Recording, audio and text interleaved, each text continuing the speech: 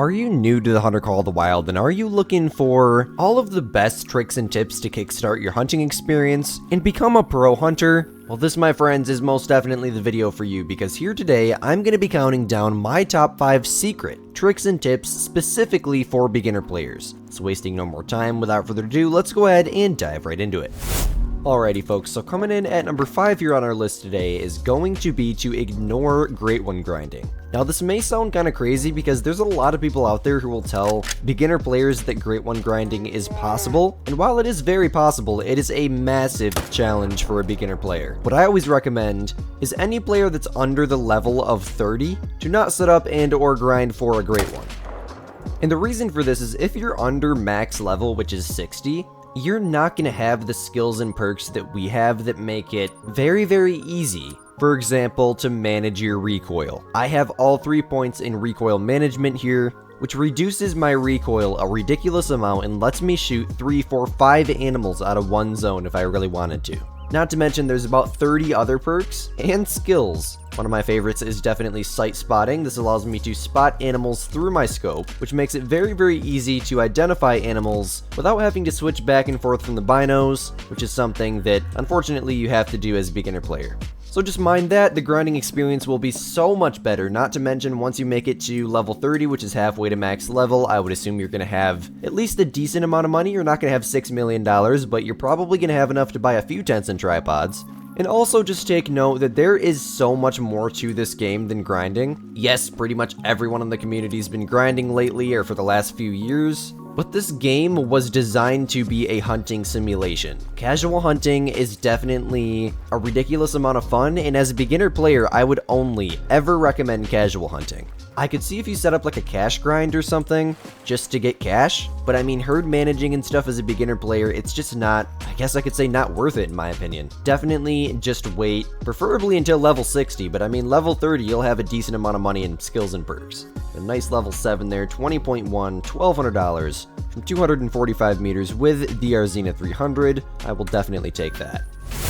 Okay guys, and then coming in at tip number 4 here today on our list is going to be to build a loadout with some good structure. And I will show you what I mean by that. I have a blank loadout here, and what I would recommend doing, if all possible, if you have the proper weapons, is to create a loadout that you can hunt every single species with. Now, in my casual hunt videos, you guys will see that I mix match weapons every single video. That's just because I've been playing this game for 7.5 years of my life, and I get bored and I like to mix up weapons. As a beginner player, your main priority should be to shoot absolutely everything. So starting off, my very first weapon of choice, this is going to be for class 1 animals. Those ducks, those turkeys. In fact, you can also shoot class 2 animals with this weapon, only if you get the 22 Magnum, which comes in the Pump Flip and Fire DLC. If you do not have the 22 Magnum, you can also get the variant 22 LR, and literally the only difference is the 22 Mag can cover classes 1 and 2, so you can shoot a fox with it, you can shoot a raccoon with it, and the 22 LR only covers class 1, so those ducks, turkeys,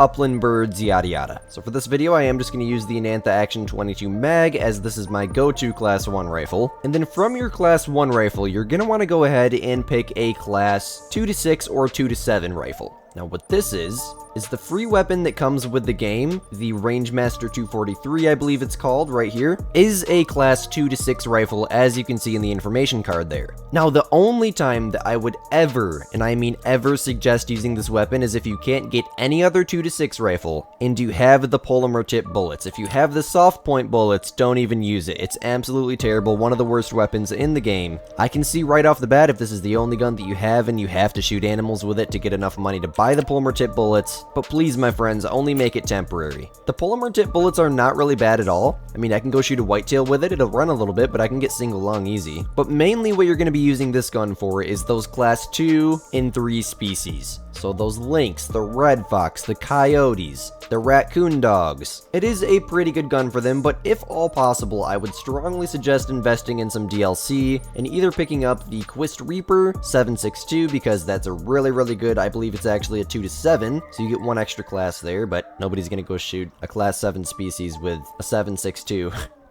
we'll save that for here in a few minutes. And then the best 2 to 7 rifle in the game also comes in the same DLC as that 22 mag, so you can kill 2 birds with 1 stone. The Frost 257, best 2 to 7 rifle in the game. I mean, even if you shoot it in the leg, it almost instantly drops a red fox every single time that I aim at one. So for the sakes of this video, I am going to remove the Ranger 243, and we now have the 22 mag and the 257. Now, if you're using a weapon like the 243, I would suggest getting a 4 to 8 rifle of choice. There's quite a bit to choose from, because the 243 is not very good for like whitetail or blacktail. The 257 definitely will take them down. In fact, you can double lung them from 150 meters, no doubt. So it might not really make sense to get a 4 to 8 rifle, but because of the fact that I have the Pack Mule perk, which allows me to carry 23 kilos instead of 20, I am going to go ahead and grab my favorite 4 to 8 rifle in the entire game. Now, there's definitely better ones. It's just preference. Certain ones perform better than others. In my opinion, the best 4 to 8 rifles in the game, actually this one's going to be a 4 to 9 rifle,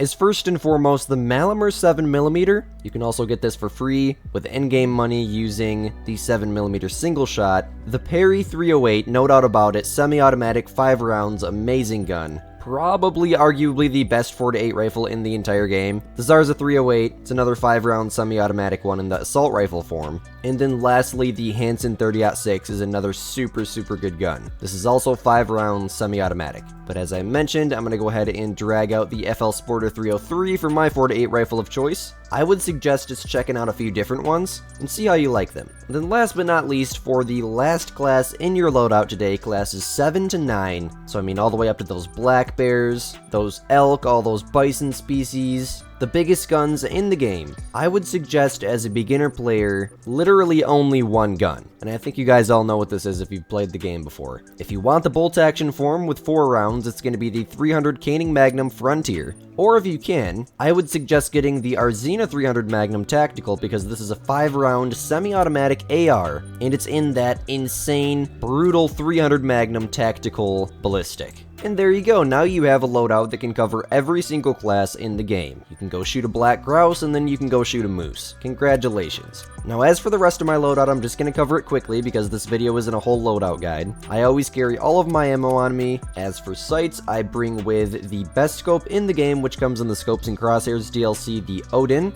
I'll show you an example of that here in just a second. As for lures, it depends on the hunt. Let's say, for example, we're going for some whitetail. Maybe we're in Reventuli, so let's bring the Hazel Grouse Collar. Definitely going to need the Bear Collar as well if we're in Reventuli. And then just to cover most of everything, I always bring with me the electronic collar as well, if I can find it. There it is. As for binos, I always bring with the Apex View 7x42, and if I'm setting up for any grinds or anything, or if I just want to be able to fast travel back, I will bring tents. But in order to carry tents, you're going to need to remove some guns from your loadout temporarily. Let's go ahead and save the loadout, and you can go ahead and get your stuff organized. I always go biggest weapon to smallest weapon, binos in slot 4, and then most used lures to least used lures. That's just how I do it. Do it however you're most comfortable.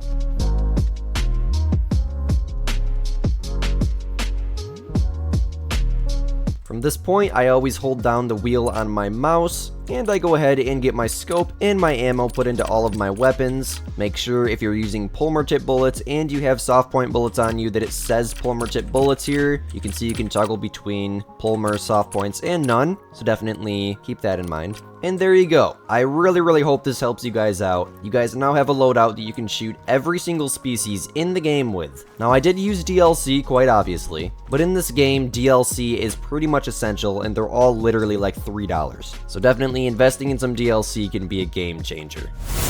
Speaking of DLC, coming in at tip number 3 here on our list today is going to be to buy DLC. Now, first and foremost, I would strongly suggest buying at least 2 map DLCs. Trust me guys, it is 100% worth it. The 2 maps that I would suggest to you, right off the bat, no doubt about it, meaning the best maps in the game, is the newest map, Ski Ridge. This map is absolutely ridiculous. I mean, animals everywhere, super wide open in certain areas, also thick in certain areas if you're looking for a little challenge. Anything from a grouse all the way up to the biggest moose you've ever seen in your life. You can do like 4 or 5 Great One grinds on the map if you ever want to get into grinding, so in the long run it'll be worth it in the sense of bang for your buck. And then I would also suggest to a beginner player Silver Ridge Peaks, the map that I'm on right now, as in the bottom half of the map, it's extremely wide open. I mean, fields everywhere, mule deer, pronghorn, bison feeding absolutely everywhere. Set it to 9 a.m., go around the fields and shoot everything that you see. You can make $100,000 in 1 hour. No doubt about it. If you shoot everything, and you get a good quick kill bonus on everything, and each thing pays relatively close to $1,000, which turkeys and bison both do, and you shoot 100 of them in 1 hour, which is not really much of a challenge here in Silver Ridge Peaks, that's 100K in 1 hour, guys. So those are the two maps that I would suggest to you. As for weapon DLC, I would suggest for classes 1 and 2 all the way up to 7, the Pump, Flip, and Fire DLC, which is the newest one here in the game. Also, the Modern Rifles DLC is super good. The High Power Hunting DLC is super good. And then the one with the Arzina 300 in it is also super good.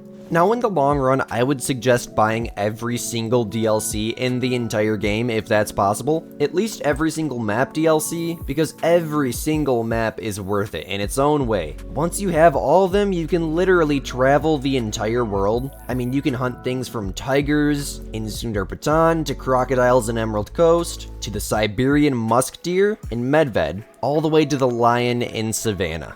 Definitely a strong suggestion would be to get DLC. It will change your entire life. Alrighty folks, and then coming in at number 2 here on our list today is going to be to hunt need zones. Not just drink zones, but hunt need zones in general. Need zones are specific areas that specific animals congregate to at certain parts of the day to either eat, sleep, or drink. Certain animals don't drink, but those animals do have rest and feed times no matter what. For example, tahr, they don't drink, but you'll find them in the mountains of Te Awaroa feeding and resting almost all day. Same thing over in Sundar, you'll find them in the mountains feeding and resting almost all day. What I would recommend to do is to go ahead and join my Discord server. The link is down in the description for you guys. And in there, kindly provided by my really good friend Lady Legend, we have hotspot maps for every single species in every single map in the game, showing you when and where to hunt them, if it's better to hunt their feed times than their drink time, which is rarely the case, but the feed time would be on the hotspot map. If the animal doesn't drink, then the feed time's on the hotspot map. If the animal does drink and that's the best way to hunt them, then that's what will be on the hotspot map.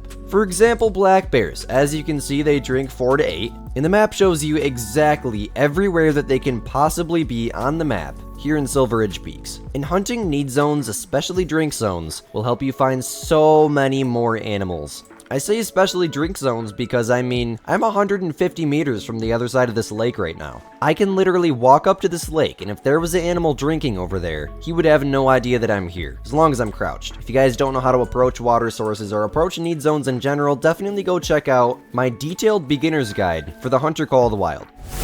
And then coming in as my number 1 best tip here today is going to be to hunt a variety of different maps, animals, and locations on those maps. The reason for this is so that way you don't get burnt out. Now, I cannot tell you the amount of beginner players that started playing the game, instantly tried to get into Great One grinding, realized how difficult it was, and then quit the entire game. That's part of the reason why I'm going to be making a rant video here very soon, talking about whether or not Great One grinding ruined the game. Now, I love Great One grinding. I know a lot of people that love Great One grinding. A lot of my viewers love Great One grinding. But I don't know, it's kind of a bittersweet thing. Stay tuned for that video. But if you ever, and I mean ever, feel yourself getting burnt out, what I would suggest doing is pulling up ChatGPT and then tell it to pick a random map. That is, if you have all the maps, maybe just pick between the maps that you have, in a random species to go out and target to get a trophy. Even if they pick bobwhite quail. I mean, go out and hunt for a bobwhite quail, man. You never know. I mean, you could have a super rare just chilling on your map right now. When I was unlocking my Reventuli Coast map, I had a super rare red willow ptarmigan on my map that, well, if I was driving around on a quad and not unlocking the map by foot, I literally never would have found.